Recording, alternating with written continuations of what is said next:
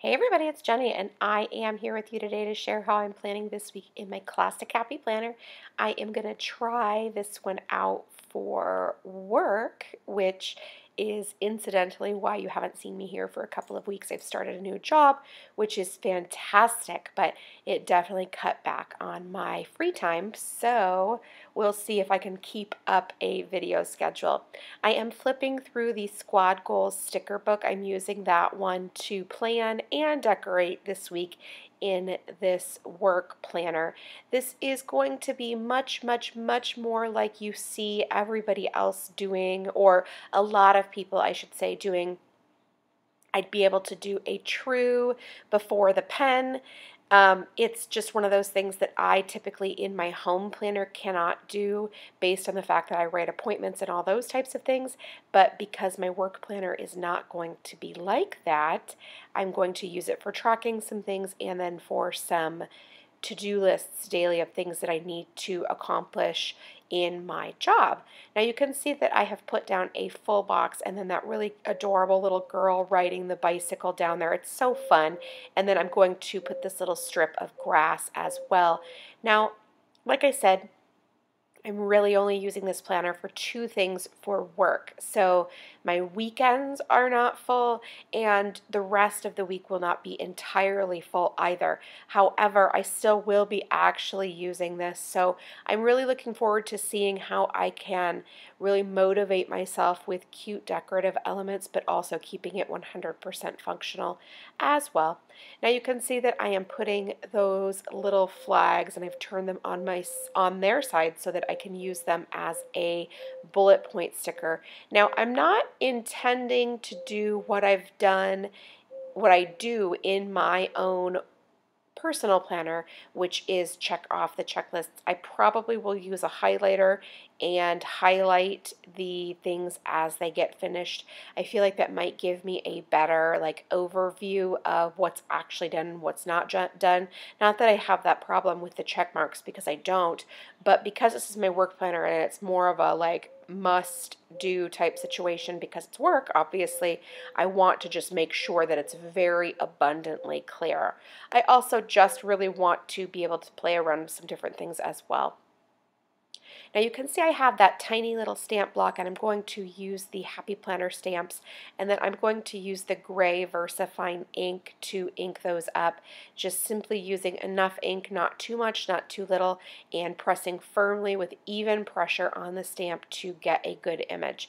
Now it's been a while since I've used these, so I did press a little harder, and you can tell by it's a little squishier than normal, but it's alright, it's not a big deal, and it still works and does the purpose. And like I said, it's been definitely a few weeks since I've used these because I have been not only not stamping the last couple weeks, but also certainly not using the Happy Planner stamps. So I've added my to-do box for Tuesday, and again, I'm doing the exact same thing that I do in my personal planner, which is sort of changing up the placement and things. I don't want it to look too overly consistent. I prefer the random look throughout. I feel like it gets a better, not only for functionality and in terms of keeping my eye moving around the page, but also then for the design element as well. I feel like you can put the design elements in better.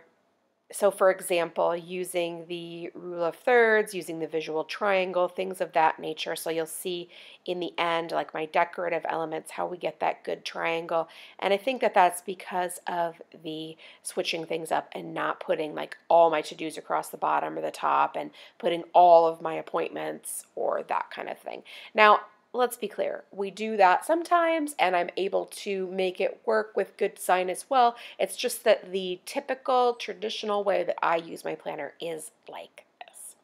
Now you can see I'm just cleaning off the stamp with a baby wipe, just a typical one that you get at the store. I like the Huggies. I like the texture on the wipes and that they don't leave any fuzzies on the stamp itself. Now sometimes some of the brands of baby wipes will leave like little lint on the stamps, and I don't like that. So it's definitely just finding something that works for you. However, I feel like the Huggies are wonderful for me, and I love that.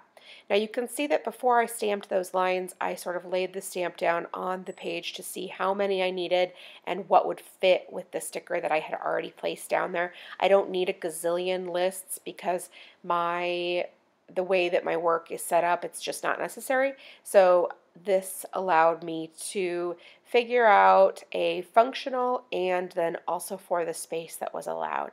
And again, I'm using those little flags as little checklists, and then I'm going to put this really pretty little tree up at the top and then one of the little girls as well. And I just love how that all comes together. Like, it looks so pretty and cute, and like it's just completely, it's really motivating for me because the planner is super cute. I want to look at it. I love the stickers. And so it will definitely keep me looking at my planner and using my planner. And that's one of the things that I feel like keeps me really successful in general, is that I am using the planner to its fullest and actually like checking things off and writing things down. I feel super accomplished when I'm able to mark things off that list. So it's just one of those tricks, that knowing myself and knowing how I work. And so that's what I highly recommend for you, is knowing yourself and knowing what motivates you to be the most productive that you can be. Now I'm inking up this word today. Now this is kind of, I just didn't do a good job of getting enough ink in that little center spot. So never fear, I'm pulling out my pen and I'm just going to trace over the whole thing. And so it's not a bust. It didn't matter that I just didn't pay enough attention to where I was putting the ink.